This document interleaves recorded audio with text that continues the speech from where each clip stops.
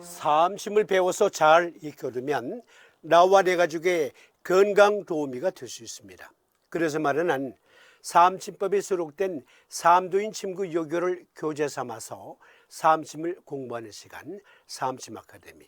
한 원로 회원님의 특별 요청으로 제40장 비통문 AS 해드리고 있었어요.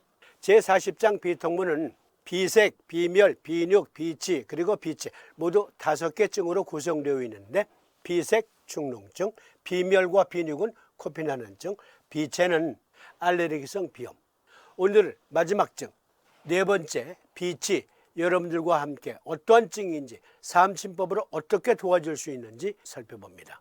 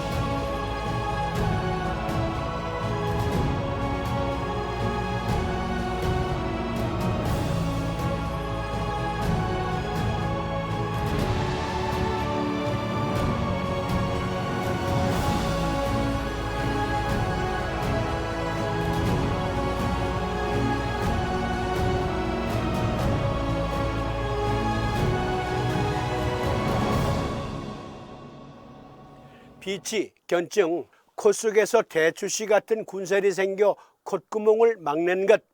요법 신상인지라, 즉 신장이 상했는지라, 망가졌는지라, 경고 부류를 보하고 태백태기를 사하라 신정격. 그러면 비치, 오늘날 어떠한 병을 말합니까? 이것은 네이잘 폴립, 비강의 용종이 생긴 걸 말합니다. 비강 용종은 코 안쪽에 생기는 통증 없는 부드러운 양성 종양입니다. 대개 심각한 증상은 아니지만 치료하지 않으면 계속 자라 코를 막을 수 있습니다. 그러면 비강 용종의 원인은,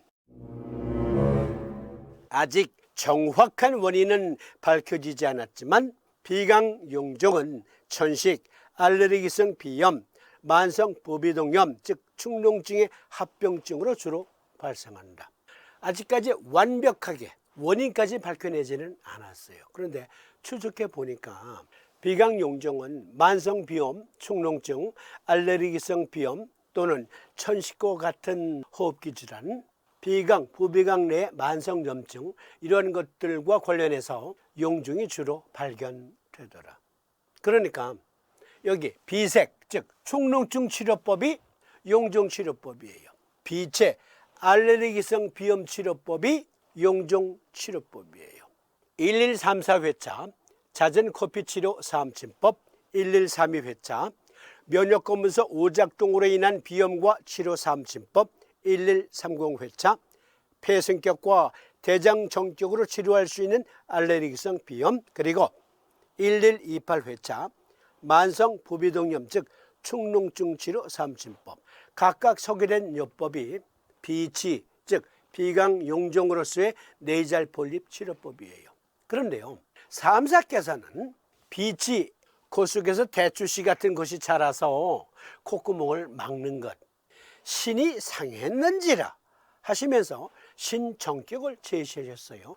그러면 비치, 신정격 쓰면 되겠구만 뭐. 아닙니다. 신정격을 써야 될 증으로서의 네이잘 폴립, 거기에만 들어요.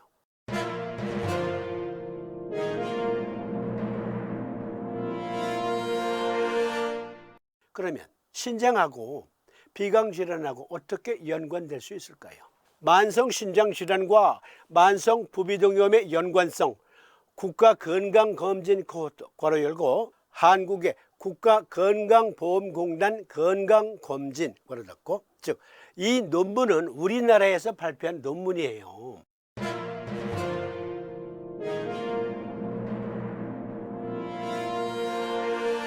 본 연구는 만성질환과 만성부비동염 사이에 유의미한 연관성을 보였습니다. 본 연구 결과는 만성신장질환 환자가 대조군보다 만성부비동염 발생 위험이 더 높다는 것을 시사합니다. 또 다른 논문에 보니까 비강용종 그리고 신장과의 관계, 만성신부전은 비용종을 동반한 만성부비동염의 위험 증가와 관련이 있는 것으로 알려져 있습니다. 또한 비용종은 신장암이 비강 부위로 전이되어 발생할 수도 있습니다.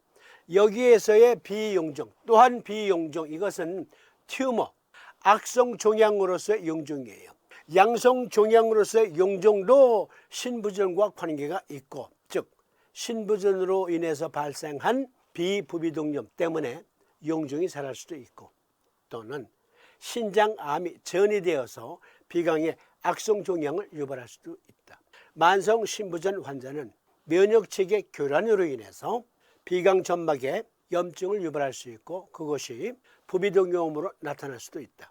그런데 부비동염을 갖고 있는 사람은 비강 용종을 또 갖고 있는 동반한 환자가 많더라. 정리해드리면 신상인질환, 즉 비강에 용종이 생긴 것, 모두 신청격으로 치료하는 것, 이렇게 생각하시면 안 돼요. 만성 신부전을 동반한 만성 비부비동염, 즉 축농증이 있어. 그런데 비강에 용종이 자라고 있어. 그러면 그 질환에 한해서는 신정격을 쓴다. 신부전과 비부비동염을 동반하는 환자의 비치, 즉 네이잘 폴립에만 신정격을 적용한다.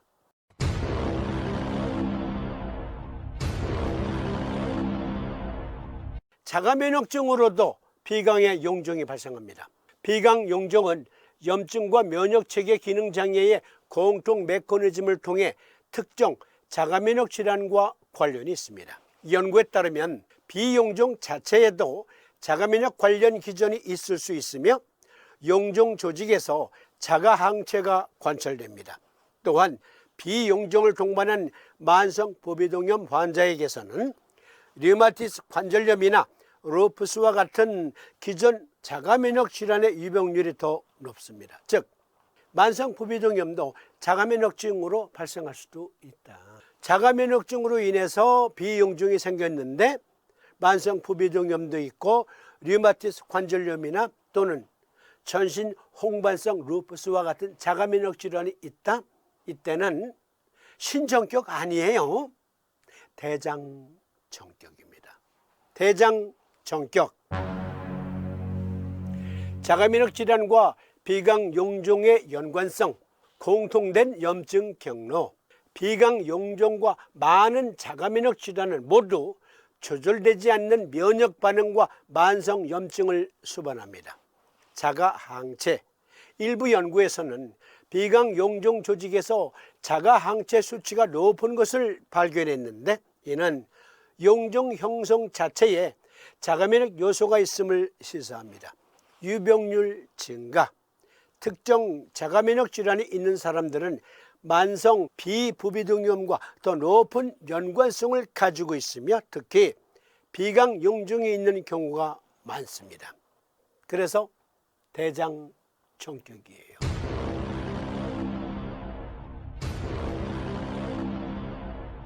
사암심 쓰면 낫습니다.